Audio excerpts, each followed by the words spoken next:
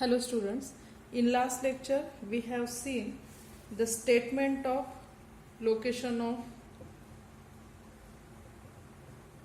roots theorem.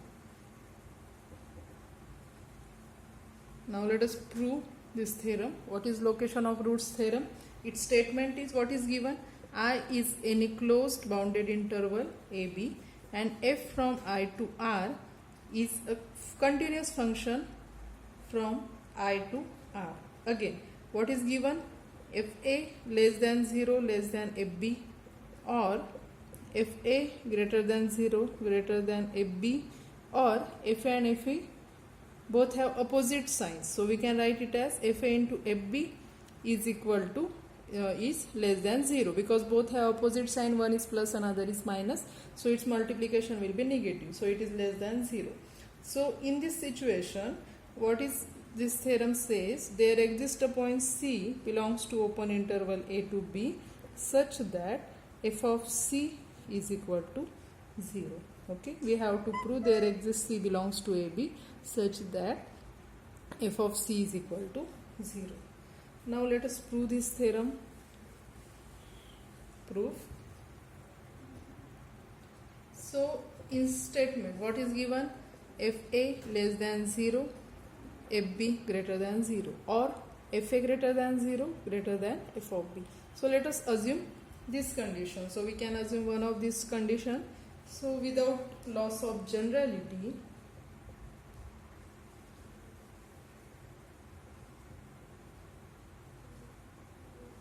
assume that Fa less than 0 and Fb greater than 0. Okay, let us assume this condition. Now let us construct one set. Capital A is equal to x belongs to closed interval AB such that f of x is less than or equal to 0. Now what we have assumed? What is our function? Suppose this is closed interval a to b. F is a function from a to b. What? Fa is less than 0 means Fa is somewhere here because it is negative. Fa less than 0, and assume this is f of, this point is bf of b, and this point is, suppose it is a, f of a. Fa is negative, Fb is positive, because value of Fa is this, value of Fb is this, on which is on y-axis. Now let us construct a set capital A. Set of all x belongs to AB such that fx less equal 0, means set of all points of this closed interval such that its image is less equal 0, means these all points, because its image of A less than 0. All these images are of these points and all are less equal 0. So we construct capital A, set of all x means all these points such that fx is less equal 0. Now observe that this is non-empty set, because definitely this A belongs to capital A, so we will write,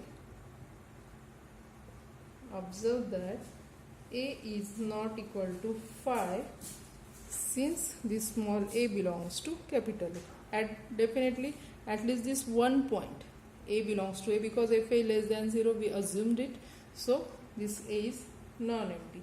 Also this set A is a subset of closed interval AB. You can observe that this is set capital A. Okay, this set of these points is capital A, which is subset of this closed interval AB.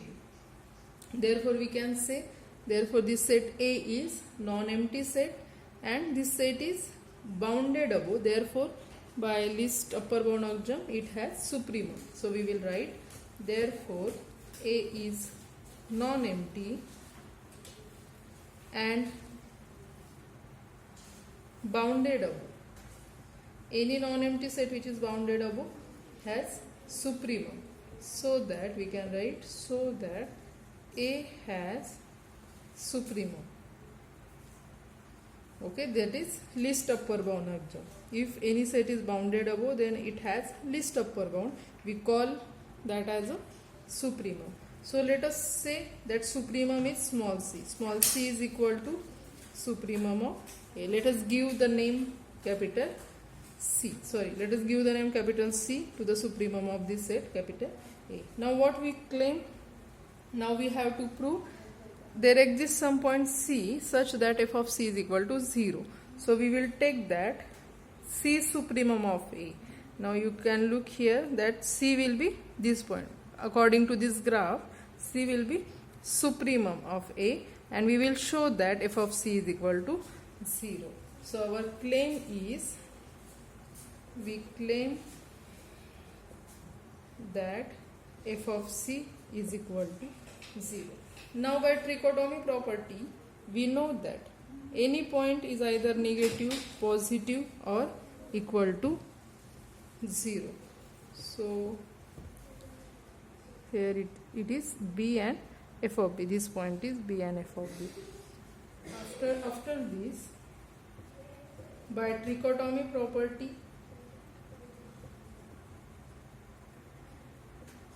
there are three possibilities.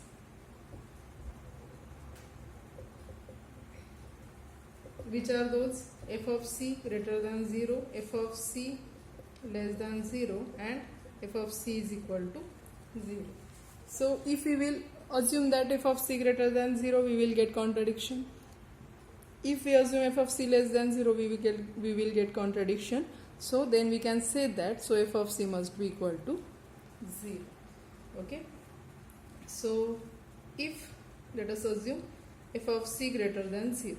Now in last lecture we have seen if f of C is equal to 0, then there exists a neighborhood delta greater than 0 such that if x belongs to this neighborhood C minus delta to C plus delta, then what this implies? Then f of x will be greater than 0. Means if for a certain point C f of C greater than 0, then there exists a neighborhood of that point such that for all points belongs to that neighborhood, f of x is greater than 0. If it is true for C and if it is continuous at that point, then it is true for all other points in certain neighborhood. Or we can write it as, or if x belongs to C minus delta to C, because if C plus delta is if C is same as this B, then there is no need to go further. So if x belongs to C minus delta to C, what this implies?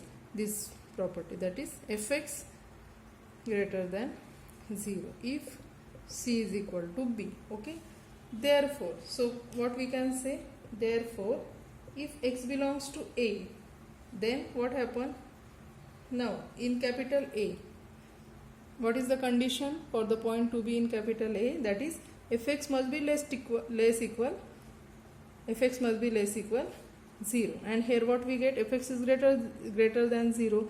So definitely if x belongs to point A, then that x should not be equal to this interval.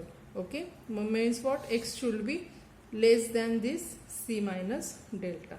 If x belongs to A, then x is less than or equal to C minus delta. What this implies?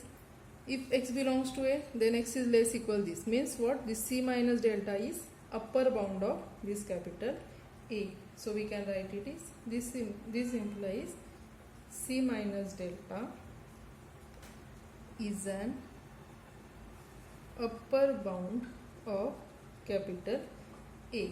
But this C minus delta is definitely less than C. And what is C? C is supremum of A. C is supremum of A means C is least upper bound. We are saying that, we are assuming that C is least upper bound, and here we are getting another upper bound which is smaller than C, which is nothing but contradiction. Which is, here we get contradiction. Therefore, what was our assumption? F of C greater than 0 is wrong. Therefore, f of C greater than 0 is impossible. Okay. Now next, now let us, if we assume this, we get contradiction. Now let us assume that f of C less than 0. So second, now if f of c less than 0, then what happen? Again by that theorem, then there exists delta greater than 0 such that if x belongs to c minus delta to c plus delta, then definitely f of x will be less than 0, because here f of c less than 0, then there will be such neighborhood such that f of x less than 0. Or we can say if x belongs to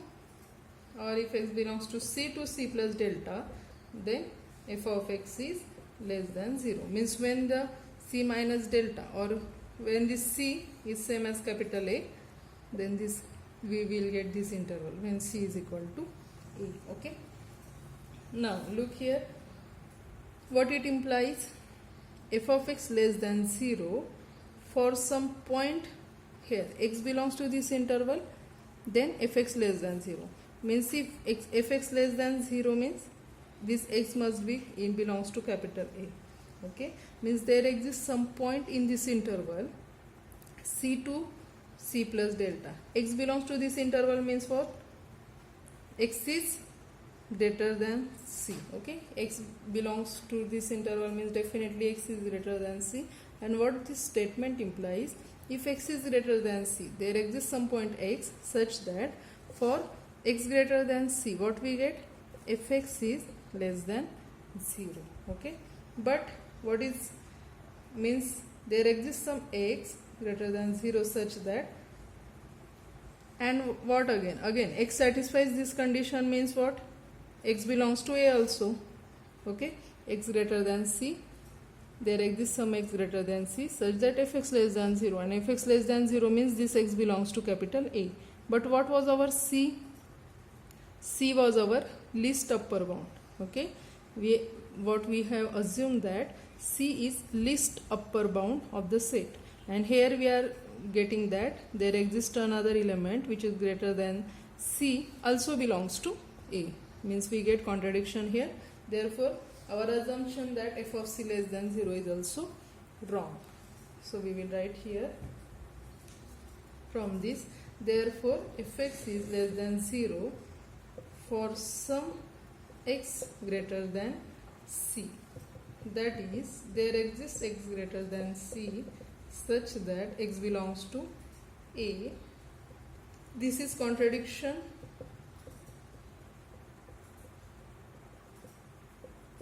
to the fact that c is upper bound of A. Okay, c is upper bound. There is no another element greater than c belongs to A. It is upper bound. So we are here, we get that there exists element x greater than c belongs to A.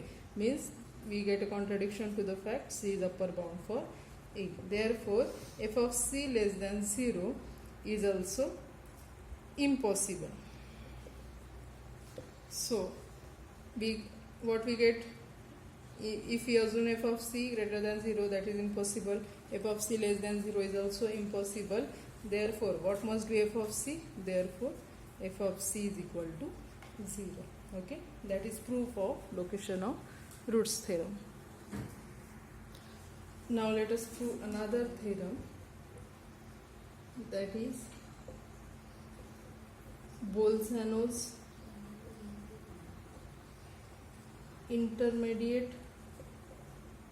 value theorem. Bolzano's intermediate value theorem. What it states: let I is equal to closed interval AB. It is an interval, and let f from I to R be continuous on I. Okay, if K belongs to R satisfies f of A less than K less than f of B. What is given? I is closed interval, f from I to R is a continuous function, K is any real number such that f A less than K less than f of B.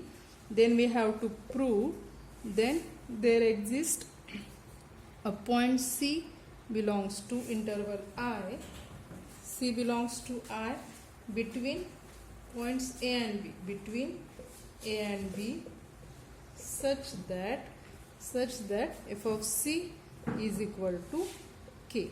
Okay, it is similar to location of root theorem. If there exists K in between f of AB, then there exists a point C in interval AB such that f of C must be equal to K. Okay, so to prove this, let us construct one function. So let us consider the function phi of x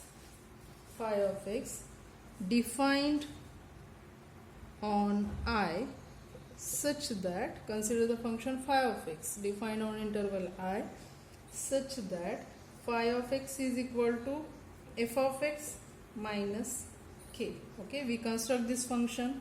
Now this function will be continuous, phi of x will be continuous on I. Why this is so? Because fx is continuous on I and it is constant. So here we can say, here phi of x is continuous on I. Again, what will be phi of a? Phi of a, replace x by a, phi of a will be f of a minus k, and phi of b will be what? Phi of b, f of b minus k. Okay, this is phi of a and phi of b. So what this implies, now here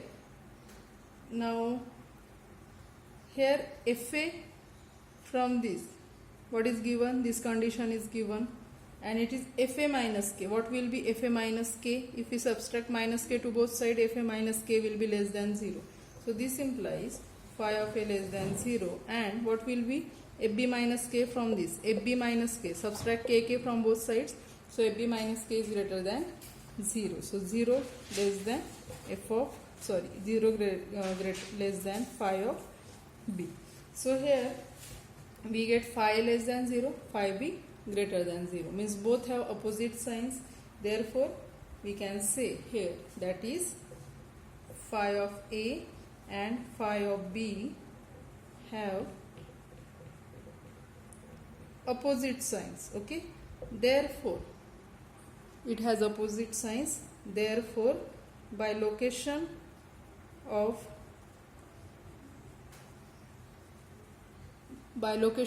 Root's theorem, what we can say, now this function phi is continuous on I, phi and b and phi of a are both have opposite signs. Therefore by location of Root's theorem, there exists a point C belongs to open interval AB such that what? Phi of C is equal to 0. Okay, now what is phi of C? Our function phi x is fx minus k, so phi of C will be f of c minus k is equal to 0. That is f of c is equal to k. Okay, that is proof of Bolzano's intermediate value theorem. So here our fourth chapter, continuity, is also completed. Fourth and last chapter. Go through all the chapters, and if there is any difficulty, ask on Google Classroom. Thank you.